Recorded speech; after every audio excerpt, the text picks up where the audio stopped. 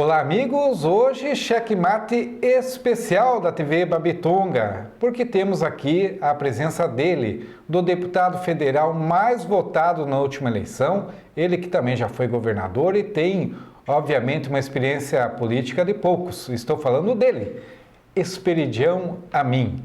E eu já pergunto de cara no checkmate, que está começando, como é que se diz hoje, a primeira entrevista que me concede.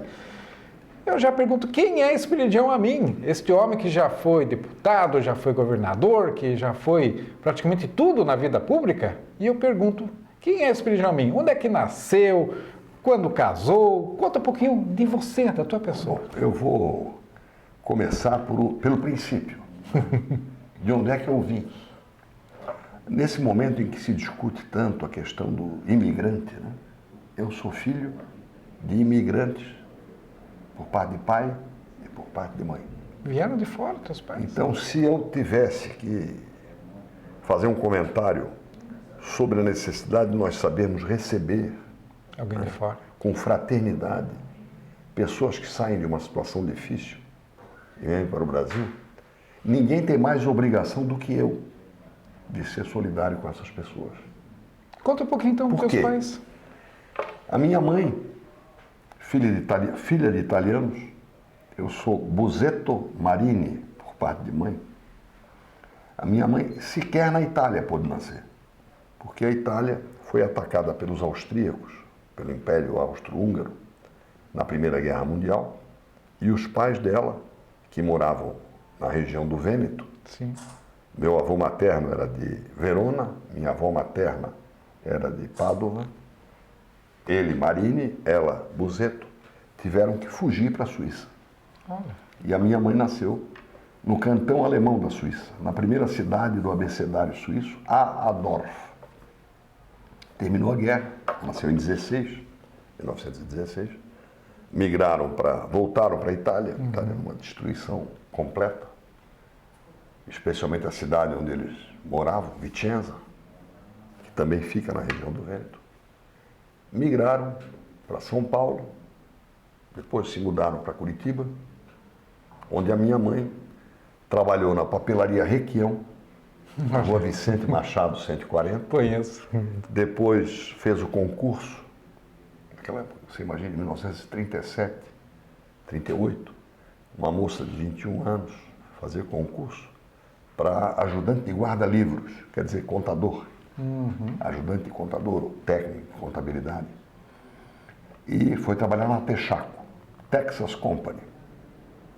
E foi na condição de guarda-livros, ou seja, foi fazer uma fiscalização em Florianópolis. Olha. Pegou um ônibus para os antigos, imagina, ela e a mãe dela, pelo Rápido Sul Brasileiro, chamava-se. Fazia escala aqui em Joinville para ir para Florianópolis. Escala em Joinville, Itajaí, Tijucas, para chegar a Florianópolis. Quantas horas de viagem? Um dia de viagem. Quase um dia. Mas era rápido, era o melhor meio, né? A alternativa era navio. O avião que existia na época era um hidroavião, passagem muito cara. E o meu pai nasceu no Líbano, numa cidadezinha chamada Kfar Sarum, perto de Trípoli do Líbano, não da Líbia. E chegou a Florianópolis com 13 anos de idade. Naturalmente, depois da guerra, o Líbano também numa situação dramática. Então, os dois vieram, como se diz na gíria, no porão do navio. Quando a gente vê aquelas cenas lá no Mediterrâneo, desse povo fugindo da África, fugindo da guerra na Síria, esse negócio fala comigo. E se alguém me perguntar se tem que ser solidário, tem que ser solidário. Cada um de nós tem que ser um pouco. Eu senti isso como filho de primeira geração. Eu sou primeira geração de brasileiro. Me chamo de Mané. Eu aceito, fico orgulhoso por ser Mané. Nasceu aonde? Nasci em Florianópolis. Florianópolis. Eles se conheceram em Florianópolis. Se conheceram quase que embaixo da figueira da Praça 15. Mas não tinham nada de Florianópolis, né? Nem de Brasil, nem de Santa Catarina. Mas tinham um amor, me ensinaram a amar Santa Catarina, respeitar quem é diferente, até porque as religiões deles eram diferentes. Justo. A minha mãe era católica, O pai era anticlerical, o pai dela, porque trabalhou em restaurações de casas, e algumas casas que tinham servido à Inquisição. E aí ele criou uma reação contra padre, contra a igreja. E a minha avó era de Pádua, imagina, devota de Santo Antônio. Que mistura. E o meu pai não era católico, meu pai era ortodoxo. É uma cisão que aconteceu no século XI, né? Só que o amor foi superior a tudo isso. Casaram na igreja ortodoxa de Florianópolis, não casaram na igreja católica. Então eu consegui... Quantos filhos? Eu ou eles? Eles. Bom, eles tiveram 4 filhos. Você? Perderam uma e eu tenho 3 irmãs. Ainda 3 todas elas irmãs. vivas, graças a Deus. 2 mais velhas e uma mais moça. Então, para o libanês também, tem uma torcidazinha para ter filho homem, né? Você foi o único homem. Fui o único homem, o esperado. Por isso eu tenho o nome do meu pai. E meu pai sempre cultivou muito o apreço pela educação, fez muita força. Ele e a minha mãe tinha mais estudo, né? Mas ele sabia que só a educação pode promover a minha família, meu filho. E eu tive uma boa educação, fui alfabetizado pela irmã da Antonieta de Barros, ou seja, a primeira mulher negra, primeira deputada do Brasil, foi de Santa Catarina, Antonieta de Barros. A irmã dela, Leonor de Barros, foi a pessoa que me alfabetizou. Você imagina? Que honra, hein? 7 anos de idade, um guri franzino, tinha muito resfriado, muito problema de amígdala, Em Florianópolis, tudo em isso? Florianópolis. Meu pai me entregou para Leonor de Barros. Uma crioula bonita, simpática, um sorriso doce. Então eu aprendi a conviver com todas as diferenças, né? Diferença de cor, diferença de religião, diferença de país, de língua. Cultura. E isso me fez muito bem, porque quanto mais você convive com diferentes, mais rico você fica e mais tolerante também. Então, quando eu perco a estribeira, é uma falha lá de dentro, mas não do que eu aprendi. Certo. E cada vez eu perco menos a estribeira. A idade vai passando, né? Então, você, Então, daí dizer como o é que seguinte, foi tua vida lá em Floripa, a partir do ensino e tudo Eu mais? estudei, sempre fui um bom aluno, no colégio. No segundo científico eu fui estudar em São Paulo. Foi um momento de transição da minha vida. Por que São Paulo? Para mim, os meus pais acharam que eu tinha que sair um pouco do regaço da família, da proteção, né? Se virar um pouco. Se virar um pouco. Eu, com 13 anos de idade, comecei a perder cabelo. Teu pai era calvo também? Não, Não? só cabeludíssimo.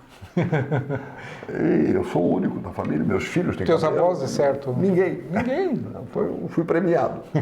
Fui premiado a partir de um sarampão que eu tive com 13 anos de idade. Entendi. Eu cheguei a perder na época as unhas. A nova empurrou a velha. Graças a Deus, eu tenho unhas boas. Mas depois voltou. E aí houve uma sucessão de fatos na minha vida, né? Eu tive enfrentei um drama familiar muito grande, né? Quer contar? Posso contar, sim, acho que devo contar, são coisas públicas. Claro. Né?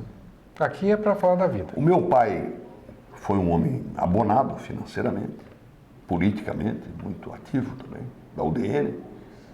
E ele e o irmão dele, eram 3 irmãos, o primeiro morreu muito cedo, com 36 anos de idade, o Tufi. E meu pai e o irmão dele se desentenderam e meu pai matou o irmão. Eu tinha 18 anos de idade, isso naturalmente transformou a minha vida. Meu pai foi a júri, foi absolvido, mas isso tudo faz parte da minha história. Foi dos meus legítima ensinamentos defesa. E dos meus ensinamentos. A partir daí, você imagina, quer voltar para a escola, frequentar a escola, uma cidade pequena ainda, como é Florianópolis, naquela época mais ainda, 1966, vai fazer 50 anos. Eu consegui superar isso. Voltei a ter cabelo. Sério? Perdi o cabelo quando casei, aos 30 anos. Ah, tem muita gente que perde o cabelo quando casa. Mas antes disso, eu me formei em Direito, me formei em Administração. E trabalhei na Secretaria de Estado da Educação. Cheguei a ser secretário da Educação com 24 anos de idade. Né? Tenho amigos aqui que são dessa época.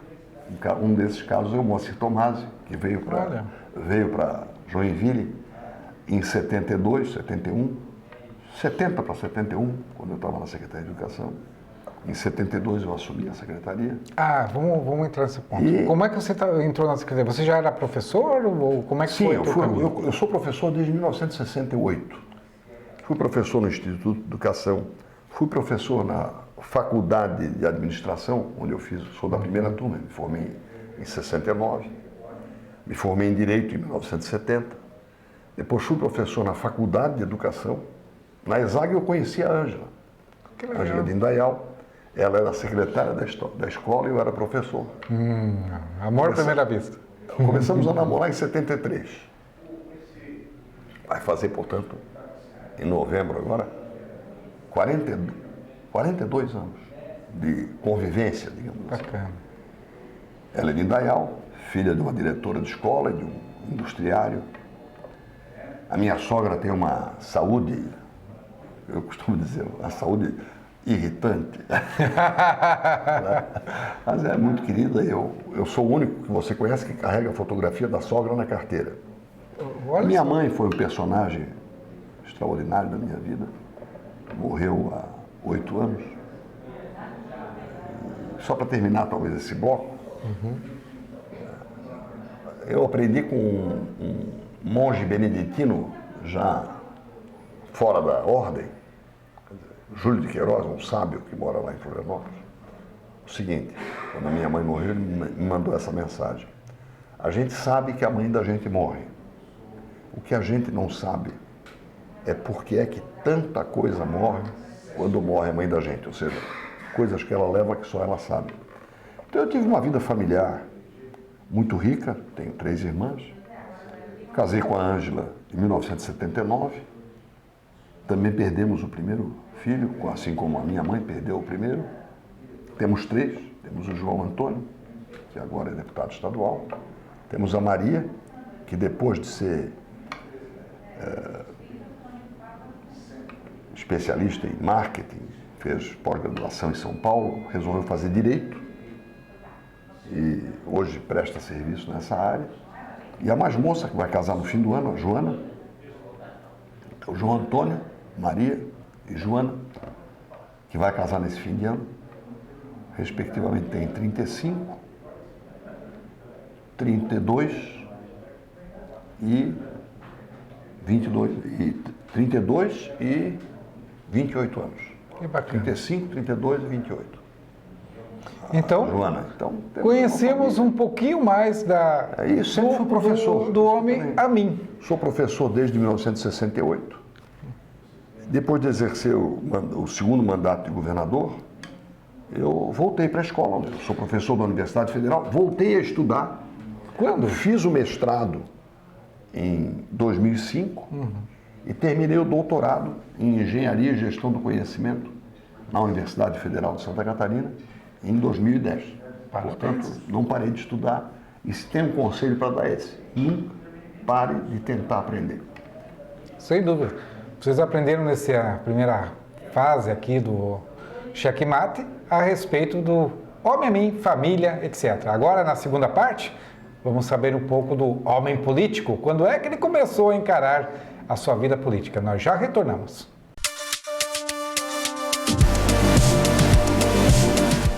Retornamos aqui agora para a segunda fase aqui do Checkmate. E hoje o deputado federal Espiridião Amin, ele que já foi governador, vocês já acompanharam um pouquinho da vida dele. Política, quando é que você começou? Qual foi o teu primeiro cargo político? Deixa eu te dar meus parabéns, Júlio.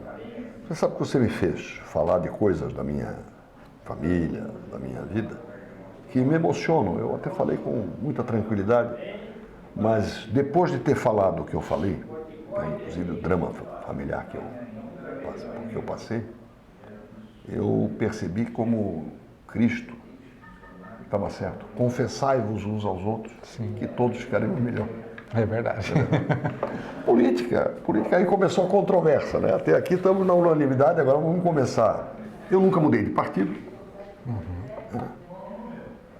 Disputei a primeira eleição para deputado federal pela Arena, em 78. Logo depois foi criado o PDS, partido que foi mudando de nome e hoje é Partido Progressista. Disputei desde a eleição de deputado federal, prefeito. Qual foi o teu primeiro cargo político? Meu primeiro cargo político, administrativo, foi secretário de Educação com 74, em 1974. Você não tinha tido nenhum cargo antes? Não. Foi direto secretário? Não, eu trabalhei na Secretaria de Educação como diretor de administração, sim, mas eu digo, gabinete. Mas através disso que você foi chamado a ser secretário. A ocupar o cargo interinamente durante 8 meses. Aí saí da Secretaria de Educação, fui para a Companhia Telefônica Catarinense, ajudei a montar o programa de modernização, trabalhei no Piauí. Peguei hepatite numa enchente no Piauí em 1974. Meu. Fiquei 6 meses no Piauí e voltei com uma hepatite. Mas aprendi muito. Né? Conheci uma região completamente diferente. Fui convidado para ser diretor financeiro na Tele Goiás, na Tele Amazonas, na Tele Rio Grande do Norte. E acabei diretor do Badesc, fui fundador do Badesc, junto com meu saudoso amigo Renato Ramos da Silva. E aí, numa crise de Florianópolis, eu fui convidado pelo governador Antônio Carlos Conde Reis para ser o prefeito da cidade. Candidato a prefeito? Ou, Não, ou nomeado, era nomeação na época? Nomeado, aprovado pela Assembleia. E com 27 anos de idade, 27? assumi a prefeitura, com uma equipe que tinha idade média de 30 anos. Jovens. Eu era o mais moço, o mais velho tinha 33. Olha. E fizemos um trabalho muito bom, melhor do que eu pensava. E eu não posso deixar de cumprimentar o doutor Xuxo. Ah, já está chegando. Estou falando sobre a minha posse como prefeito de Florianópolis. Nossa, quando tinha aquela barba. Isso, de barba e um cabelo rebelde, como o seu. Daqui a pouco a gente até fala aqui com o doutor Xuxo, né? Mas então vamos assumi ver a a nomeação. prefeitura, criamos o Instituto de Planejamento Urbano de Florianópolis, demos um choque de gestão que foi muito importante. E em 1978, para surpresa minha, fui candidato a deputado federal. E ganhou. Fui naquela época o mais votado, em 1978. Assumi a Secretaria de Transportes e Obras e fui candidato a governador em 1982, com 34 anos de idade. E ganhei. Ganhamos a eleição, uma eleição muito renhida, com um grande adversário que hoje é meu grande amigo, Quem? Jaison Barreto. Olha só. Hoje eu tenho o privilégio, Xuxo, de ser amigo de um adversário ferrenho. Uma eleição. Depois fizemos até a coligação, fizemos a dupla Jasmin, fizemos a aliança social trabalhista. A política dá a volta, né? A política da volta. Mas acima de tudo que eu queria. Hoje eu sou amigo do Jaison Barreto. Isso é uma conquista que não tem preço.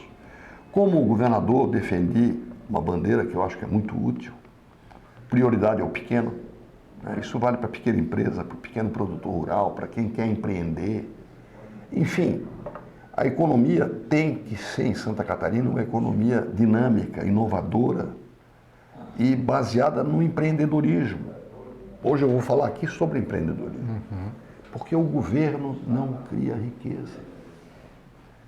E geralmente aplica mal o dinheiro. Quantas vezes você foi governador? Fui 2 vezes. 2 vezes, né? E como é que você considerou essa questão de ser governador, por exemplo, a tua maior lição que você teve no primeiro mandato e no segundo mandato? Bom, no primeiro mandato a minha maior lição foi aprender com o povo catarinense como é que se supera uma crise, com as enchentes de 83 e 84. Pegou firme, né? Você imagina, eu tinha 35 anos de idade, fui eleito com 34, mas assumi com 35. Peguei aquela bombarada Blumenau. com menos de 3 meses de governo. Uma greve com 14 dias e a enchente com 3 meses. Para aprender, bom, né?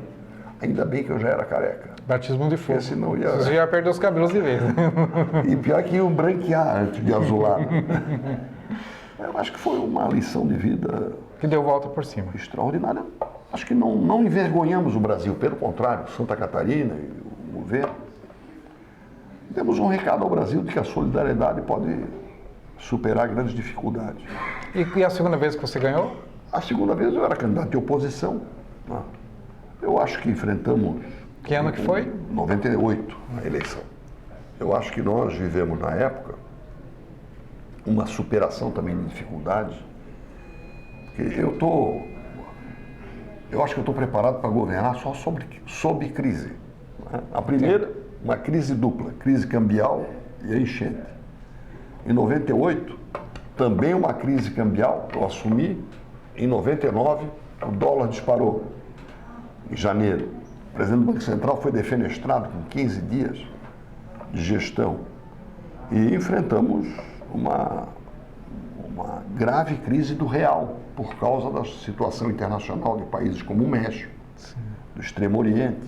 A bolha que eles falavam. Então, eu acho que conseguimos deixar o Estado com bons projetos para o futuro. Né? Enfrentamos em 98, em 2002 uma eleição adversa, perdi a eleição. Você acha foi a única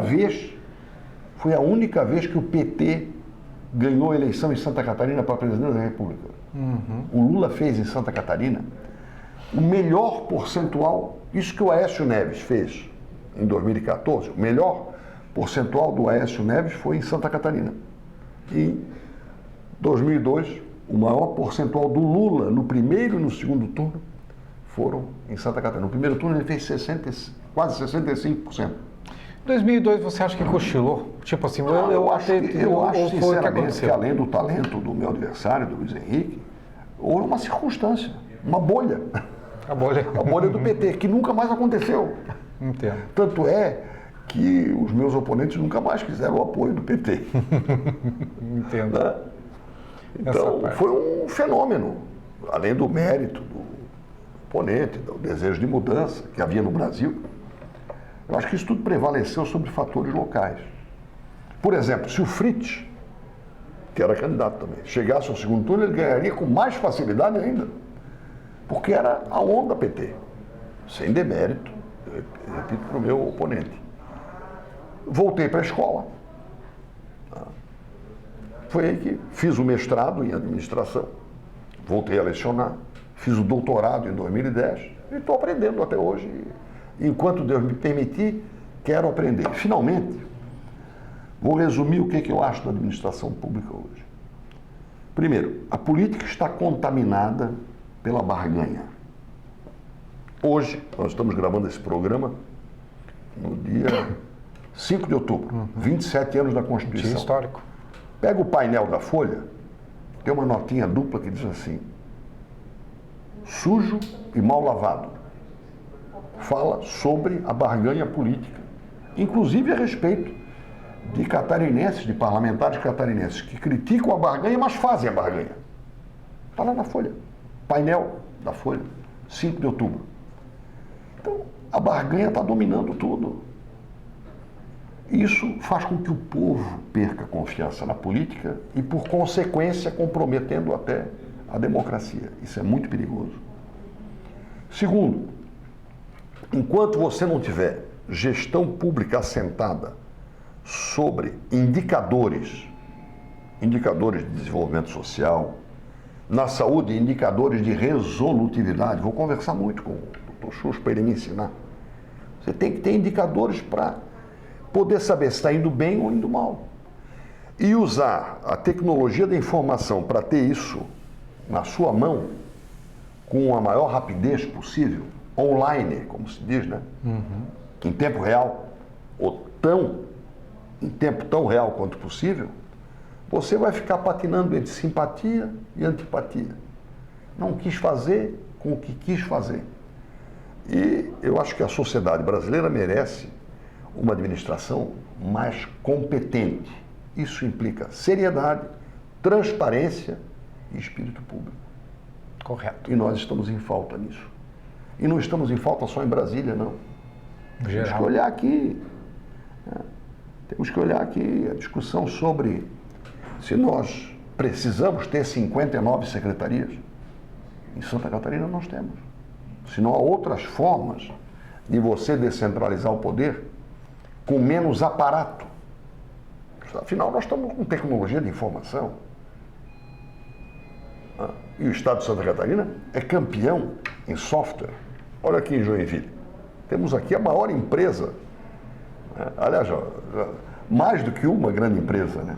Primeira vez que eu usei computador como administrador público foi como empresa de Joinville, a Conteplan, do Ivo Birkholz e do Carlos Bruns. Usei o computador na Secretaria de Educação em 1969. Foi a primeira vez que nós usamos computador eletrônico na administração pública direta. A Celesc já usava, mas a Celesc era uma empresa que usava o aparato que as empresas de energia elétrica sempre usam de maneira pioneira. Correto. Então, se nós não usarmos tecnologia de informação e quisermos politizar todas as nossas ações, quem vai pagar o custo dessa politização é o povo. E o prejudicado vai ser a eficiência. Nós vamos agora para o intervalo e já voltamos para a parte final, que aí eu vou perguntar... Estão me cobrando ali embaixo. Pode ir, vamos aguentar um pouquinho. Que é justamente saber Rogemar qual é está o no mar. futuro. Rogemar está no mar, que é o futuro político do Espírito de Amin. Nós já retornamos.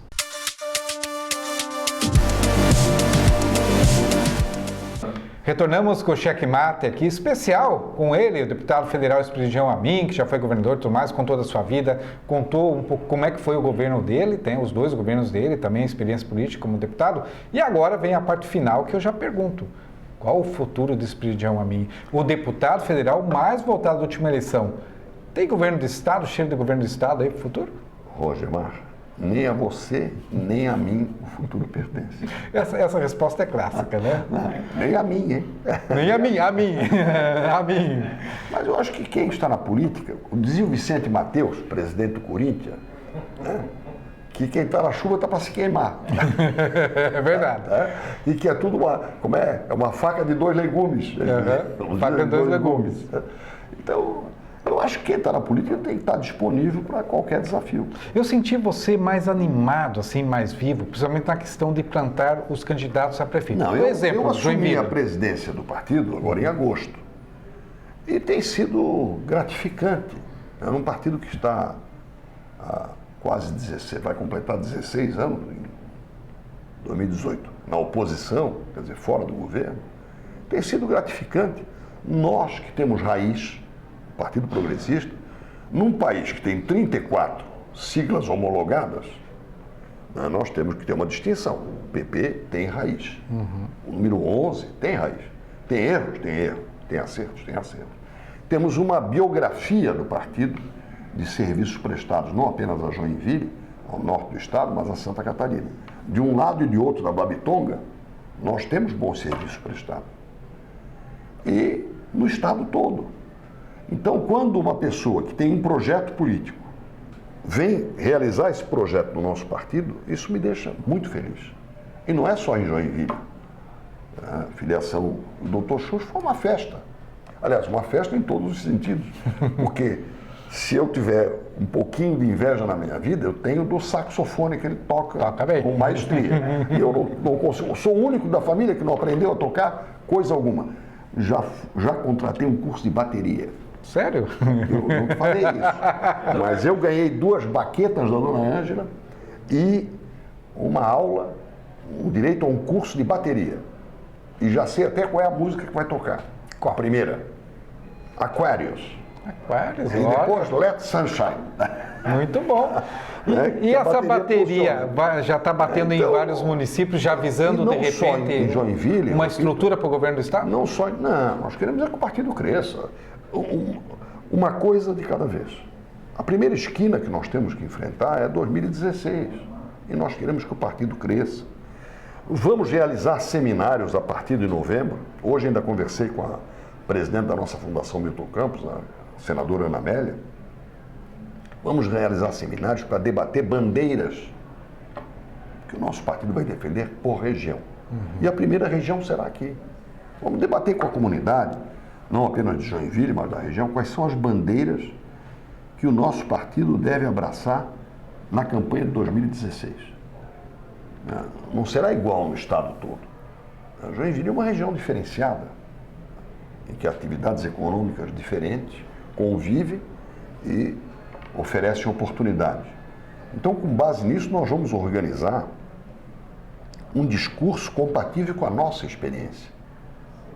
Ninguém vai se apresentar, né, como saxofonista sem ter uma base. Sim. Né? Então eu não vou tocar a música do Dr. Xuxo porque eu não tenho o tom, a melodia e a harmonia que ele sabe imprimir. Mas nós vamos tentar compor em cada região alguma coisa que não seja estranha ao partido e, acima de tudo, que seja respeito à sociedade. E a partir daí organizar a campanha de 2016. 2018 é outra coisa.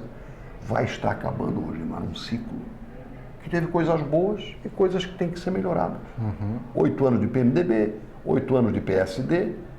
O Raimundo Colombo não vai ser nosso adversário, porque ele ou vai ser candidato a senador ou, anota, Previsões. vai ser candidato a vice-presidente da República. Vice de?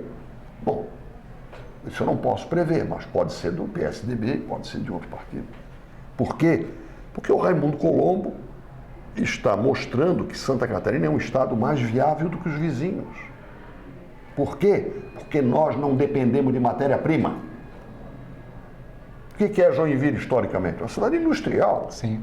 Aqui nós pegamos a matéria-prima e transformamos num produto elaborado, num serviço elaborado, num alimento elaborado. Nós não vendemos milho, nós vendemos carne de suíno, carne de frango, na verdade, embutidos. Nós não vendemos ferro. Pelo contrário, nós importamos ferro e vendemos uma série de artefatos a partir do ferro. Nós não vendemos argila, nós vendemos peças de cerâmica. Então, essa lição que Joinville, que São Francisco, do outro lado da Babitonga, enfim, essa região, Jaraguá, essa região que tem trabalho, que tem progresso, merece ter uma linguagem para a eleição de 2016. E nós vamos cuidar de fazer isso com muito respeito e a maior coerência possível. Acabou o nosso checkmate. Eu agradeço aí muito ao deputado. Checkmate, mas o rei não se entregou. O rei não se entregou, não derrubou. Né? Eu agradeço muito ao nosso governador, sempre governador, ao nosso deputado federal, Espiridião Amin. Né? E quer dar um abraço no Xuxo? Xuxo pode entrar, quer dar um abraço. Xuxo, você tá não sem deixou. som, Xuxo, tá? Mas você pode dar um abraço aqui. O Xuxo sabe. Aqui o checkmate hoje é especial. Devia ter som. Devia ter som, sabe por quê? Sax. Sabe por que devia ser? Não. Você não sabe, o Espírito Amin é compositor. Sim, Olha mandei só. para ele, inclusive as partituras. Mandou, eu já li, já vi. Canta. O hino, Hino à ponta das canas. a hino na ponta das canas. Ponta Santa das Catarina. Canas, um lugar especial que vive sempre mudando o seu belo visual. Desenha todos os anos uma praia inesperada para surpresa dos hermanos e também da manezada. Olha só, tá aí. vendo? Além de tudo, é compositor, né? Um Sem homem dúvida. inteligente. E ainda vai ser perspicaz. distinguida essa composição por uma interpretação do nosso saxofone. Isso aí, é isso aí. E obrigado a vocês que assistiu esse especial checkmate. Um grande abraço a todos. Obrigado pela grande audiência.